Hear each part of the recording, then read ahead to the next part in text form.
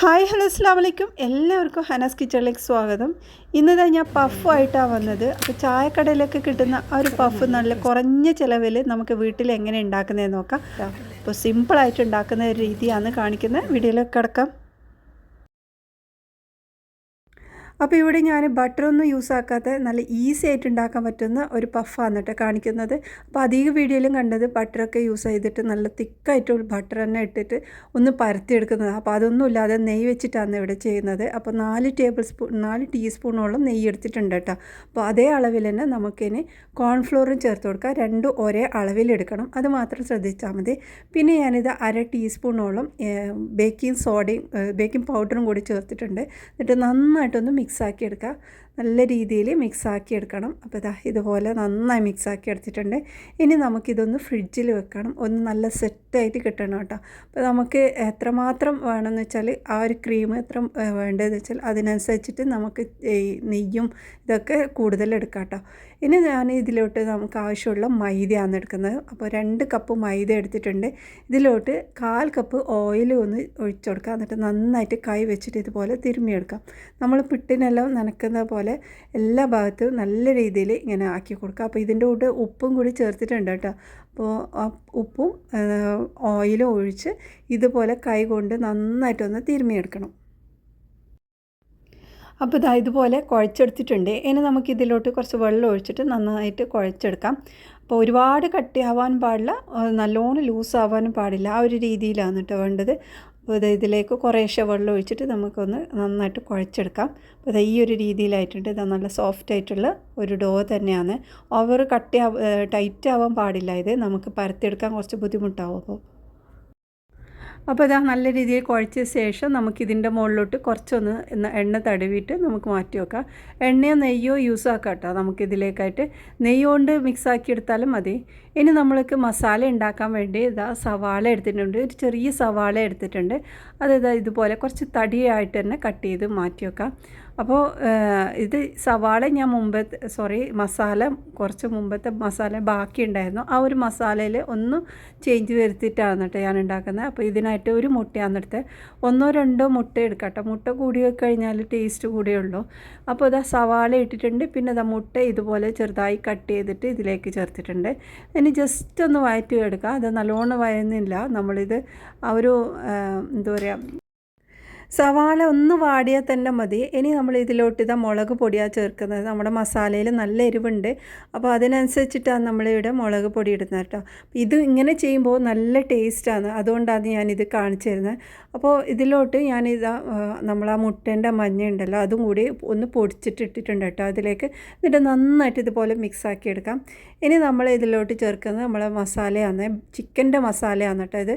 അപ്പോൾ നമ്മൾ റോളിനൊക്കെ ഉപയോഗിക്കുന്ന അതേ രീതിയിലുള്ള ഒരു മസാലയാണ്. അപ്പോൾ ഇതുപോലെ നന്നായിട്ടൊന്ന് മിക്സാക്കി എടുക്കാം. അപ്പോൾ ചിക്കൻ്റെ മസാലയിൽ ഈ രീതിയിൽ ഒന്ന് മുട്ടയൊക്കെ പൊടിച്ചിട്ട് ഒന്ന് മിക്സാക്കി ഒന്ന് കഴിച്ച് നോക്കിയാൽ നല്ല ടേസ്റ്റാണ്. മുട്ട 2 എണ്ണ ആയെങ്കിൽ ഒന്നുകൂടെ ടേസ്റ്റ് കൂടും കേട്ടോ. അപ്പോൾ മുട്ട ഉണ്ടെങ്കിൽ 2 എണ്ണം എടുത്തോളൂ. അപ്പോൾ ഞാൻ വളരെ കുറഞ്ഞ രീതിയിലാണ് ചിലവ് കുറഞ്ഞ രീതിയിലാണ് ഞാനിവിടെ കാണിക്കുന്നത്. ഇനി അപ്പോൾ നമ്മുടെ മസാലയിൽ റെഡിയായി. ഇനി നമ്മൾ ഇത് ഡോ ഉണ്ടല്ലോ അത് ഒന്നും കൂടെ കുഴച്ചിട്ട് നമുക്കിതൊന്ന് പരത്തിയെടുക്കാം. അപ്പോൾ ഇനി നമുക്കിതൊന്ന് പരത്തിയെടുക്കാം. നല്ല തിന്നാക്കി തന്നെ പരത്തിയെടുക്കണം കേട്ടോ. അപ്പോഴാണ് നമ്മൾ ഇത് കുറേ നല്ല തിന്നാക്കിയിട്ടുള്ള ലെയർ കിട്ടുള്ളൂ. അപ്പോൾ ഇത് പരത്തിയിട്ട് എടുത്തിട്ടുണ്ട്. ഇനി നമ്മൾ നേരത്തെ ഫ്രിഡ്ജിൽ വെച്ച ആ ഒരു ക്രീം ഉണ്ടല്ലോ, നെയ്യും കോൺഫ്ലവറൊക്കെ ചേർത്ത് അത് ഇതിൻ്റെ മുകളിലോട്ട് നന്നായിട്ടൊന്ന് സ്പ്രെഡ് ചെയ്ത് കൊടുക്കുക. അപ്പോൾ ഇപ്പോൾ ഫ്രിഡ്ജിൽ നിന്ന് എടുത്തത് കൊണ്ട് തന്നെ നല്ലോണം കട്ടിയായിട്ടുണ്ട്. ഇത്രയും കട്ടിയാകേണ്ട ആവശ്യമില്ല. കുറച്ചും കൂടെ ഒന്ന് പുറത്ത് വെച്ചതിന് ശേഷം നമുക്ക് ഇതിലേക്ക് ഇതുപോലെ ഒന്ന് സ്പ്രെഡ് ചെയ്തെടുക്കണം കേട്ടോ. അപ്പോൾ നല്ല രീതിയിൽ എല്ലാ ഭാഗത്തും നല്ലോണം ആക്കി കൊടുക്കണം. അപ്പോഴാണ് ആ ഒരു ലെയറായിട്ട് നമുക്ക് കിട്ടുന്നത്. അപ്പോൾ ഇതുപോലെ എല്ലാ ഭാഗത്തേക്കും ആക്കി കൊടുക്കാം. ഇനിയിപ്പോൾ നമുക്കിതൊന്നും മടക്കിയെടുക്കാം. അപ്പോൾ എല്ലാ ഭാഗത്തും റെഡിയായ ശേഷം സൈഡിലെല്ലാം നല്ല രീതിയിൽ ആക്കിയെടുക്കണം കേട്ടോ. എന്നിട്ട് ഇതുപോലെ മടക്കിയെടുക്കാം. മടക്കിയെടുത്തതിന് ശേഷം നല്ല രീതിയിലൊന്ന് പ്രസ് ചെയ്തതിന് ശേഷം ആ ഒരു ഭാഗത്തും കൂടി നമ്മൾ ഈ ഒരു നെയ്യ് ഇതുപോലെ തടവി കൊടുക്കണം. ഇനി നമ്മൾ ഇതൊന്നും കൂടെ മടക്കിയെടുക്കുന്നുണ്ട് കേട്ടോ. അപ്പോൾ ഇതുപോലെ എല്ലാ ഭാഗത്തേക്ക് ആക്കിയിട്ട് ഒന്നും കൂടെ മടക്കിയെടുക്കാം. അപ്പോൾ ഇതുപോലെ ആക്കിയിട്ട് തന്നെയാണ് നമ്മൾ പഫ് ഉണ്ടാക്കുന്നത്. നമ്മൾ ഒരുപാട് ലെയർ വേണമെങ്കിൽ ഇങ്ങനെ ആക്കിയിട്ട് വെക്കണം കേട്ടോ. അപ്പോൾ ഇത് നമുക്ക് ഫ്രിഡ്ജിൽ സൂക്ഷിച്ച് വെക്കാൻ പറ്റും ഇതുപോലെ ചെയ്തതിന് ശേഷം. അപ്പോൾ ഞാനിവിടെ ഫ്രിഡ്ജിലൊന്നും വെക്കുന്നില്ല, ഞാൻ ഇപ്പോൾ തന്നെ ഉണ്ടാക്കുകയാണ് കേട്ടോ. നമ്മൾ ഇങ്ങനെ ഉണ്ടാക്കുമ്പോൾ ഫ്രിഡ്ജിൽ വെക്കണം എന്ന് ആവശ്യമില്ല. എന്നാലും നമ്മൾ ഇതെല്ലാം റെഡിയാക്കിയിട്ട് കുറച്ച് സമയം റെസ്റ്റ് ചെയ്യാൻ വെക്കുന്നത് നല്ലതാണ്. അപ്പോൾ ഇനി നമുക്കിതൊന്ന് പരത്തിയെടുക്കാം. ഇനി ഇത് അതേ രീതിയിൽ തന്നെ നല്ല രീതിയിൽ തിന്നാക്കി പരത്തിയെടുക്കാം. നമ്മൾക്ക് എത്ര ലെയർ വേണമെന്ന് പറഞ്ഞാൽ അതിനനുസരിച്ചിട്ട് നമുക്കിത് ആക്കിയെടുക്കാം കേട്ടോ. അപ്പോൾ ഇതുപോലെ വീണ്ടും ആക്കിയിട്ട് അതിലേക്ക് ഞാൻ വീണ്ടും ആ ഒരു ക്രീം ഇതിലേക്ക് നല്ല സ്പ്രെഡ് ചെയ്ത് കൊടുക്കുന്നുണ്ട് കേട്ടോ. നമുക്ക് എത്ര ക്രീം കൂടുതലാക്കി കഴിഞ്ഞാൽ ക്രിസ്പി നല്ലോണം ഉണ്ടാവും. നമ്മളിത് ശരിക്കും പറഞ്ഞാൽ നമ്മൾ പഫിനെല്ലാം ഒരുപാട് ബട്ടറൊക്കെ യൂസ് ചെയ്തിട്ടാണ് ഇതുപോലെ ചെയ്തെടുക്കുന്നത്. അപ്പോൾ ഞാനിവിടെ കുറഞ്ഞ രീതിയിലാണ് ചെയ്യുന്നത്. അപ്പോൾ നിങ്ങൾ കൂടുതൽ നല്ലോണം ഈ ഒരു നെയ്യെല്ലാം കൂടുതൽ ചെയ്ത് കഴിഞ്ഞാൽ നല്ല രീതിയിൽ ആ ഒരു ക്രിസ്പിനെസ്സും നല്ലൊരു ലെയറായിട്ട് കിട്ടും. ഇങ്ങനെ ചെയ്യുമ്പോഴും കിട്ടുന്നുണ്ട്. ആ ഒരു രീതിയിൽ ചെയ്തെടുക്കാം കേട്ടോ. അപ്പോൾ ഇതുപോലെ എല്ലായിടത്തും ആക്കിയ ശേഷം നമ്മളിത് വീണ്ടും ഒന്ന് മടക്കിയെടുക്കാം. ഇങ്ങനെ മടക്കിയിട്ട് നമ്മൾ കുറച്ച് സമയം ഇതിന് റെസ്റ്റ് ചെയ്യാൻ വെക്കുന്നുണ്ട് കേട്ടോ. അപ്പോൾ ഇങ്ങനെ വെക്കുന്ന സമയത്ത് കുറച്ച് ഒന്ന് നല്ല ടൈറ്റായിട്ടുള്ള കവർ ചെയ്തെടുക്കുക, അങ്ങനെ എന്തൊക്കെ ചെയ്തിട്ട് നമ്മളത് കുറച്ച് സമയം മാറ്റി വെക്കണം. അല്ലെങ്കിൽ ഫ്രിഡ്ജിൽ വെച്ചാലും മതി കേട്ടോ. നമ്മൾ കുറച്ച് സമയം പിറ്റേ ദിവസമൊക്കെ ആക്കുന്നുണ്ടെങ്കിൽ തലേദിവസം തന്നെ ഇങ്ങനെ ചെയ്തിട്ട് ഒന്ന് ഫ്രിഡ്ജിൽ വെച്ചൊന്ന് ചെയ്തെടുത്താലും മതി.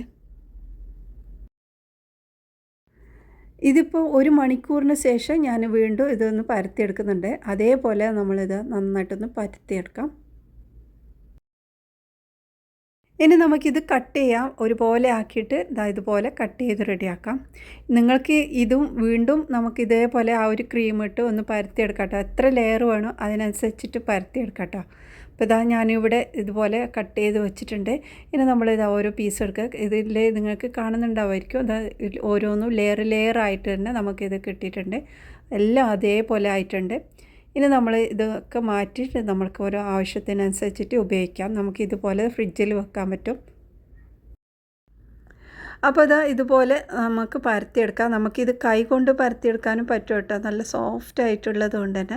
ഇനി നമ്മൾ ഇതിലേക്ക് മസാലയൊക്കെ വെച്ചിട്ടുണ്ട്. 2 ടേബിൾ സ്പൂൺ മസാല വെച്ച് ഇതുപോലെ മടക്കിയെടുക്കാം. അപ്പോൾ ഇത് മടക്കുന്ന സമയത്ത് നല്ല രീതിയിൽ അതിൽ ഒട്ടിച്ചെടുക്കണം കേട്ടോ, അല്ലെങ്കിൽ അത് ഇളകിപ്പോവും. അപ്പോൾ ഇതുപോലെ നല്ല രീതിയിൽ നല്ലോണം പ്രസ് ചെയ്ത് കൊടുത്താൽ തന്നെ മതി, അത് നല്ല സ്റ്റിക്കായിട്ടുണ്ടാവും. അപ്പോൾ ഇതുപോലെ എല്ലാം മാറ്റി വെക്കാം. അപ്പോൾ ഇതുപോലെ എല്ലാം റെഡിയാക്കി എടുത്തിട്ടുണ്ട്. നമ്മൾ മസാലയൊക്കെ വെച്ച് ഒന്ന് മടക്കി നല്ല രീതിയിൽ തന്നെ ഒട്ടിച്ചെടുത്തിട്ട് അത് മാറ്റി വെക്കാം. അപ്പോൾ ഇനി റെസ്റ്റ് ചെയ്യാൻ വെക്കുന്നൊന്നുമില്ല കേട്ടോ. ഇനി നമുക്ക് ഡയറക്റ്റായിട്ട് ഫ്രൈ ചെയ്തെടുക്കാം. അപ്പോൾ ഇത് ഓയിലാണ് കേട്ടോ ഞാനിവിടെ ഫ്രൈ ചെയ്യുന്നത്. നമ്മൾ ബേക്ക് ചെയ്ത് കൊടുക്കാം, ആ ഓവനിൽ വെച്ചിട്ടും ചെയ്തെടുക്കാം കേട്ടോ. പക്ഷേ എനിക്ക് ഒന്നും കൂടെ നല്ല ക്രിസ്പി ആയിട്ട് തോന്നിയത് ഇവിടെ ഓയിലിട്ടപ്പോഴാണ്. അപ്പോൾ ഇതുപോലെ നന്നായിട്ടൊന്ന് പൊരിച്ചെടുക്കാം. അപ്പോൾ ഇത് ഫ്രൈ ചെയ്യുന്നത് മീഡിയം ഫ്ലെയിമിൽ വെച്ചിട്ടാണ്. ഫ്ലെയിം കൂട്ടാൻ പാടില്ല, ഫ്ലെയിം കുറയാനും പാടില്ല. അപ്പോൾ അതുപോലെ ഫ്രൈ ചെയ്തിട്ട് 2 സൈഡും നല്ല ലൈറ്റ് ഗോൾഡൻ കളറാകുന്ന സമയത്ത് നമ്മൾ നല്ല ഫ്ലെയിം കൂട്ടിയിട്ട് ഒന്നും കൂടെ പൊരിച്ചെടുക്കുക. അപ്പോൾ നല്ല ഗോൾഡൻ കളറാകുന്ന വരെ നമ്മൾ പൊരിച്ചെടുക്കുക. അപ്പോൾ തിരിച്ചു മറിച്ച് വിട്ട് നല്ല ക്രിസ്പി ആവുന്നവരെ പൊരിച്ചെടുക്കുക. നല്ല ക്രിസ്പി ആയിട്ട് കിട്ടും ഇതുപോലെ ചെയ്ത് കഴിഞ്ഞാൽ. അതിന് നമ്മളിത് കോരിയെടുക്കുക. അപ്പോൾ ഞാനിവിടെ രണ്ടെണ്ണം ഓവനിൽ വെച്ചിട്ടും കൂടി ഫ്രൈ ചെയ്തെടുക്കുന്നുണ്ട് കേട്ടോ. അപ്പോൾ ഓവനിൽ വെച്ചത് ഞാൻ നല്ല രീതിയിൽ അതിലേക്ക് ഓയിലെല്ലാം ഒന്ന് സ്പ്രെഡ് ചെയ്തതിന് ശേഷമാണ് ഓവനിൽ വെച്ചത്. അപ്പോൾ നല്ല ക്രിസ്പി ആയിട്ട് തന്നെ കിട്ടിയിട്ടുണ്ട്. പക്ഷെ ഒന്നും കൂടെ ക്രിസ്പി ആയിട്ടുള്ളത് ഈ ഒരു ഓയിലിട്ട് തന്നെയാണെന്ന് തോന്നി.